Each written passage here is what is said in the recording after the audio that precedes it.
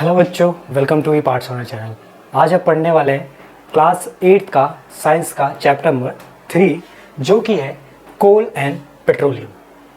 तो हमको पढ़ना है कि कोल एंड पेट्रोलियम होता क्या है, ठीक है, कहाँ से आता है, कैसे इसको यूटिलाइज किया जा सकता है, ठीक है, ये सब हम इस चैप्टर में पढ़ेंगे। चलो शुरू करते हैं। जैसे कि बहुत सारे हमारे पास रिसोर्सेज हैं, ठीक है, जैसे कि तुम्हारे पास कुछ रिसोर्सेज हैं जो कि नेचुरली हैं, जिससे हम बहुत सारा फ्यूल प्राप्त करते हैं, जैसे सनलाइट हो गया, एयर हो गया, विंड हो गया। इससे क्या होता है कि हम इसको एनर्जी के रूप में कंजम्पशन कर सकते हैं। अभी बताते हैं कैसे कैसे कंजम्पशन होता है। कुछ रिसोर्सेज हैं इन एग्जॉस्टिबल नेचुरल रिसोर्सेज। कौन से रिसोर्सेज हैं हमारे पास में? इन एग्जॉस्टिबल नेचुरल रिसोर्सेज, ठीक है। कौन से रिसोर्सेज हैं? इन एग्जॉस्टिबल नेचुरल रिसोर्सेज, ठीक है। These resources are present in unlimited quantity, मतलब इसकी क्वांटिटी खत्म ही नहीं हो सकती, इतनी सारी क्वांटिटी है इसकी, ठीक है। और ये ह्यूमन से तो खत्म नहीं हो सकती। जैसे कि तुम्हारे पास क्या है, सनलाइट हो गया, एयर हो गया, खत्म करो, कैसे खत्म कर पाओगे? नहीं खत्म कर सकते। सनलाइट तो पड़ती रहेगी, जब तक तुम जिंदा हो तब तक तो सनलाइट पड़ती रहेगी, ठीक है। हम मर जाएंगे लेकिन सनलाइट आती रहेगी, ओजोन लेयर के फटने के बाद भी आएगा सनलाइट, ठीक है। और दूसरा हमारे पास एग्जॉस्टिबल नेचुरल रिसोर्सेज, ठीक है। इन एग्जॉस्टिबल का मतलब क्या होता है? इन एग्जॉस्टिबल का मतलब ही होता है कभी ना खत्म होने वाला। क्या है? कभी ना खत्म होने वाला, ठीक है। क्या होता है? कभी ना खत्म होने वाला। तो ये कभी भी खत्म नहीं होंगे, अनलिमिटेड क्वांटिटी में रहेंगे। एग्जॉस्टिबल नेचुरल रिसोर्सेज हैं जो कि खत्म हो जाएंगे, ठीक है। क्या हो जाएंगे? खत्म हो जाएंगे। क्या हो जाएंगे? खत्म हो जाएंगे, ठीक है, खत्म हो जाएंगे, ठीक है। क्या दिया? The amount of resources in nature is limited. Nature में जितना भी रिसोर्स है ना, बहुत लिमिटेड है, ठीक है, जो कि क्या नाम है, हमारे जैसे लोग ना खत्म कर देंगे। हम ही तो यूज कर रहे हैं नेचुरल रिसोर्सेज को, ये हमारे द्वारा खत्म हो सकता है। एग्जॉस्टिबल नेचुरल रिसोर्सेज कौन से हैं कि जो कि खत्म किया जा सके हम लोग के द्वारा, ठीक है। तो ये कौन कौन से हैं? जैसे कि तुम्हारा फॉरेस्ट हो गया, वाइल्ड लाइफ हो गया, मिनरल्स हो गया, कोल हो गया, पेट्रोलियम हो गया, नेचुरल गैस हो गई, ठीक है। कौन कौन सा है? फॉरेस्ट, वाइल्ड लाइफ, मिनरल, कोल, पेट्रोलियम, नेचुरल। ये क्या है? ये है सब exhaustible natural resources. Exhaustible natural resources. आओ देखते हैं आगे, ठीक है।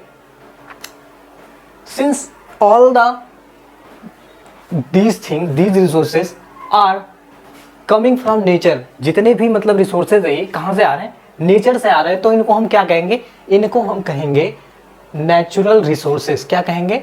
Natural resources. आ कहाँ से रहे हैं? ऑब्टेन्ड फ्रॉम नेचर, ठीक है। जो भी रिसोर्सेज हम नेचर से प्राप्त करते हैं उसको हम क्या कहेंगे? नेचुरल रिसोर्सेज, ठीक है। ये तो बहुत सिंपल सी बात थी, ठीक है। क्या थी? बहुत सिंपल सी बात थी, ठीक है। आइए आगे देखते हैं। एक एक्टिविटी है, ठीक है। अब तुम बताओ, ठीक है। जैसे कि तुम्हारे पास में एक बीकर है, ठीक है, उसमें तुमने अपने मनपसंद चीज़ भर दी, जो तुम्हें खाना है, ठीक है, जो तुम्हें खाना है वो अपनी मनपसंद चीज़ भर दी। तुमने 3 ग्रुप बना दिए, ठीक है। अब पहले वाले ग्रुप को तुमने बोला कि भाई जा, उसमें से जितना खाना है तुझे खा ले, ठीक है। उसने खाया, भाई पहले ग्रुप ने तो खाया दबा के, ठीक है। फिर दूसरे ग्रुप को कहा भाई जा दे, तुझे जो भी खाना है जो भी जाके खा ले। अब उसने भी दबा के खाया। अब क्या हुआ? उसने कहा तीसरे वाला रिसोर्स के पास गया तो कह रहा है, तीसरा वाला जो ग्रुप है ना वो कह रहा है कि भाई साहब इसमें तो उतना है नहीं जितना इन्होंने खा लिया। ऐसे ही हमारे पास रिसोर्सेज हो गए, जो हमारे पास एग्जॉस्टिबल नेचुरल रिसोर्सेज हैं, ऐसे ही हैं कि पहले तो तुमने बहुत ही बदतर तरीके से उसको यूज कर डाला, पूरा यूज कर डाला। फिर आने वाले जनरेशन में तुम्हारे पास वो रिसोर्सेज रहेंगे नहीं ना। वही ये एक्टिविटी कहना चाह रही है, ठीक है, ठीक है, ठीक है। आओ देखते हैं फॉसिल और फ्यूल क्या होता है। फॉसिल और फ्यूल क्या होता है, ठीक है। ये जो फॉसिल होता है किससे होता है? जो तुम्हारे लिविंग ऑर्गेनिज्म थे पहले, ठीक है, जो वो मर गए उनके जो अवशेष बचते हैं उन्हीं को हम क्या कहते हैं? फॉसिल कहते हैं। These were formed from the dead remains of living organism. कहाँ से? dead remains of living organism, ठीक है, इसीलिए हम इनको क्या कहते हैं, फॉसिल फ्यूल। क्या कहते हैं, फॉसिल फ्यूल। जो dead remain of living organism होते हैं उनको फॉसिल कहते हैं।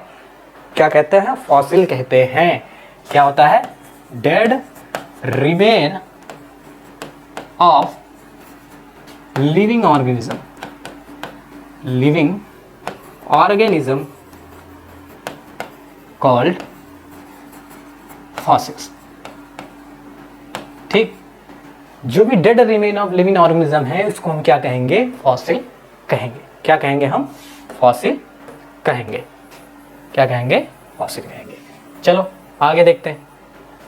अब तुम्हारे पास एक स्टोरी है, किसकी स्टोरी है, स्टोरी ऑफ कोल है।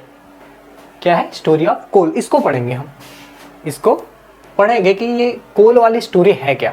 ठीक है, अब कुछ 300 मिलियन ईयर्स अगो क्या हुआ था कि हमारे पास बहुत घने घने जंगल थे। जो घने जंगल थे, लेकिन थे कहाँ पे, वो लो लेइंग वेटलैंड एरिया, लो लेइंग वेटलैंड एरिया में थे। यानी कि फॉरेस्ट नीचे था, ऊपर जो है जमीन थी। नीचे क्या था, फॉरेस्ट था, ऊपर क्या थी, जमीन थी। तो कुछ नेचुरल प्रोसेस हुए, जैसे कि फ्लडिंग हो गई। ठीक है, फ्लडिंग होने से क्या हुआ कि जो जितने भी पेड़ वेड़ थे सब मिट्टी के नीचे आ गए। कहाँ आ गए, मिट्टी के नीचे आ गए। और क्या हो गए, कंप्रेस्ड हो गए।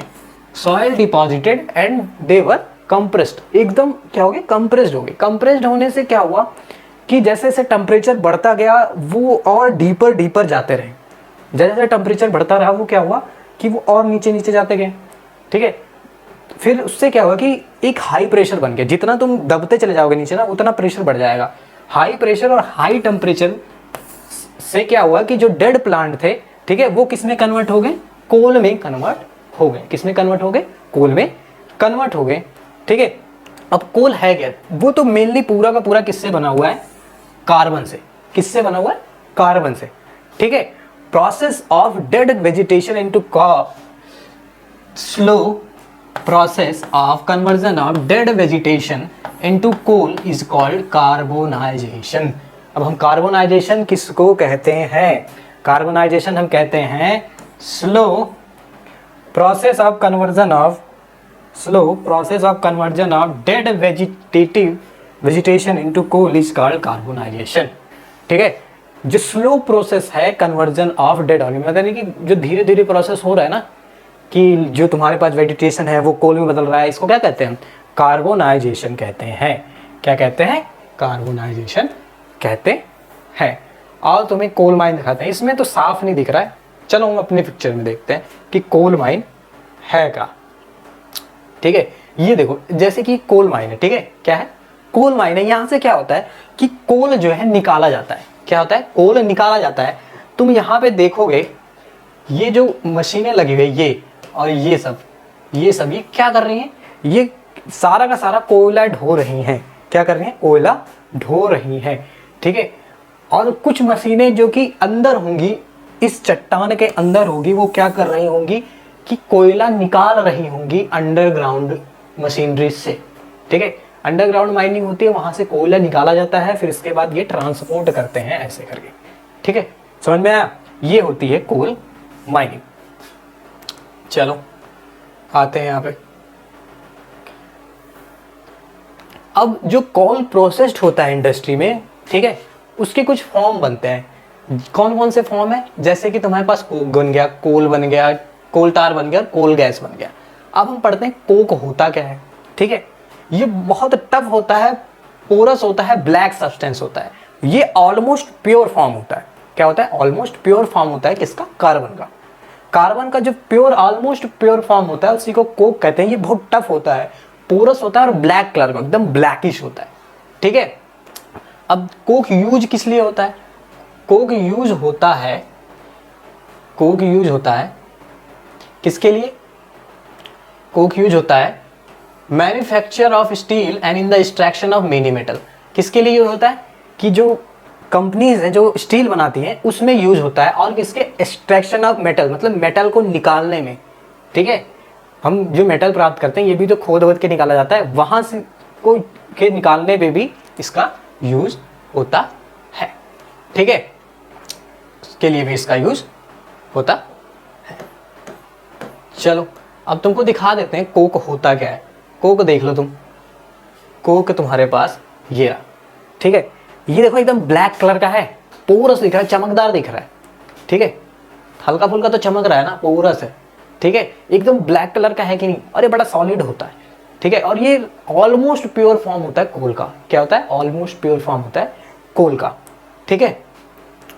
चलो आगे बढ़ते हैं। कोल टार। कोल टार क्या होता है?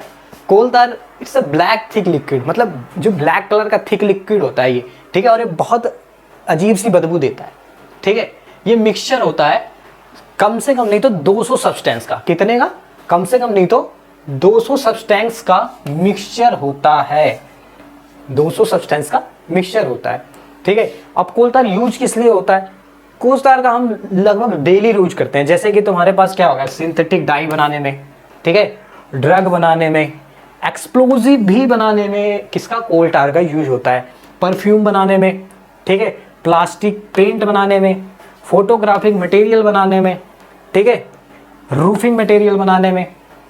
आपने तो देखा होगा कि फ़ोन आते हैं, फाइबर, कार्बन फाइबर का फ़ोन है, ये सब यही तो यूज करते हैं, कोल टार। क्या करते हैं?